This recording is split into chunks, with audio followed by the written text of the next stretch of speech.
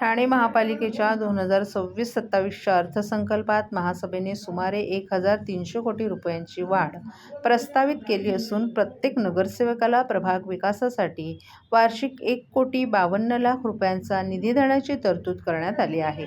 या निर्णयामुळे शहरातील प्रभागांमधील विकास कामांना मोठी चालना मिळण्याची शक्यता असून महापालिकेचा अर्थसंकल्प 7,500 कोटी रुपयांच्या पुढे जाणार आहे.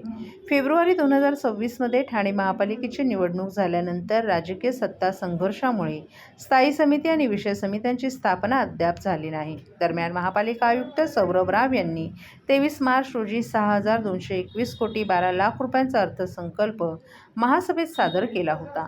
31 मार्च रोजी तो मंजूर झाला असला तरी त्यात आवश्यक फेरफार न झाल्यानं अंमलबजावणी रखडली होती. नव्या नगरसेवकांकडे प्रभागातील विकास कामांसाठी स्वतंत्र निधी नसल्याने त्यांच्यात नाराजीचं वातावरण होतं.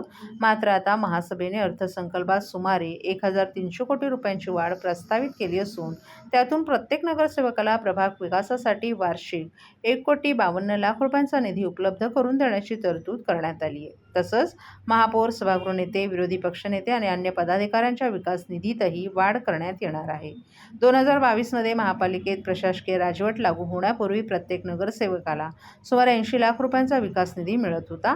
आता त्यात सुमारे 70 लाख रुपयांची वाढ करण्यात आली आहे. बांधकाम साहित्याच्या वाढत्या किमती आणि महागाईमुळे विकास कामांचा खर्च मोठ्या प्रमाणात वाढल्यानं ही वाढ आवश्यक असल्याचं नगरसेवकांचं मत आहे.